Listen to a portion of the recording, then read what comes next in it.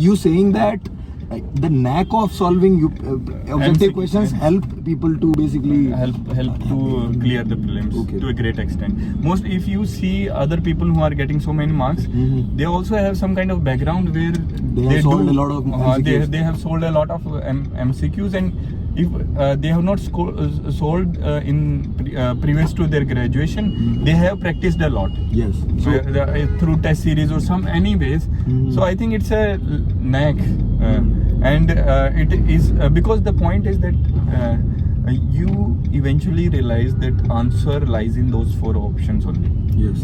So either you know that or you eliminate and find out. So what do you think, Dr. Pai, like the 4 options you have to choose, choose one of them. So like how much part does common sense play? How much part does knowledge play? He is a very knowledgeable person. He is just trying to flaunt that he had as an act, but he is a very knowledgeable person.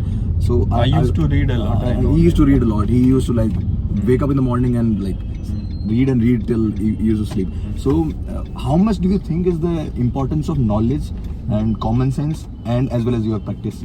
Practice, I think there are 3 things are equally important. Some people say that practice is important for those who have not practiced. Yes.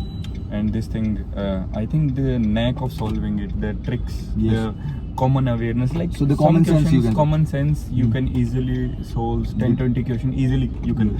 I think you would agree to me. Yes. That if you just think through common sense, environment questions you can easily clear. Like even you have not read it. Can you give some examples? For example, what is there was a question ki these medical waste, like what are these wastes? I'm not able to remember exactly. Some kind of medical waste or some kind of plastic waste. Plastic the categories of it are given. So they were saying that which comes under this category. Yes. And there was a nuclear thing. So you won't be collecting nuclear in some baskets. So the common sense comes into play. Common sense comes into play. Plus, if generally the answer to these questions, like what are benefits of this, would be like you have to think widely, and you will realize these biodiversity is having so many immense benefits. So you broaden knowledge. And one more common sense I will give an example is that, for example, if there are 2 options within MCQ and they are completely opposite to them, one of them is the answer. Yes, that is correct. That is bound, because either one of them is wrong and one of them is right. Because they are contradictory. Yeah, they are contradictory. Both cannot be correct at the same time. Both cannot be correct. Both cannot be wrong. Wrong at the same time. So one must be. One must be correct and one must be wrong. So the answer is from those 2. So you have 50%. 50 like 50-50. You can forget other options. Yes. So plus you can do elimination technique and all that stuff. Word association can be very great. Like if Chinese weapon system is there, it won't be an English name. Yes. Or some. So this is all common sense. This is all common sense. Yeah. Common sense is the master of common sense, I would tell you, viewers. So 5 times prelims, and I can tell you this, that if doctor sits in the exam even today, he will be scoring more than 120 without like being in touch with the newspaper and everything. So I would ask this question to you. What happens in the coaching industry, because current affairs is something that can be prepared all the time. Like if I am running a coaching industry, current affairs is something that basically comes every day, so I can prepare it and I can sell that current affairs to people. While I have realized that current affairs does not have that much importance as it has been hyped in the market. So what has been your process of current affairs preparation, particularly with respect to prelims? So would you like to see, I have given 4 or 5 attempts. So I feel the importance to current affairs started with 2014 paper. Okay.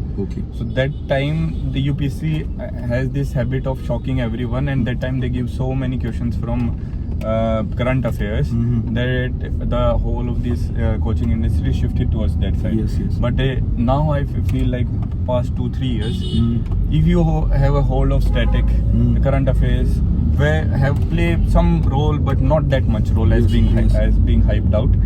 In fact, current affairs, even if they are there, they have some linkage to the static. Yes. And this is the point, that the relevance of current affairs. Plus, I want to caution aspirants against the why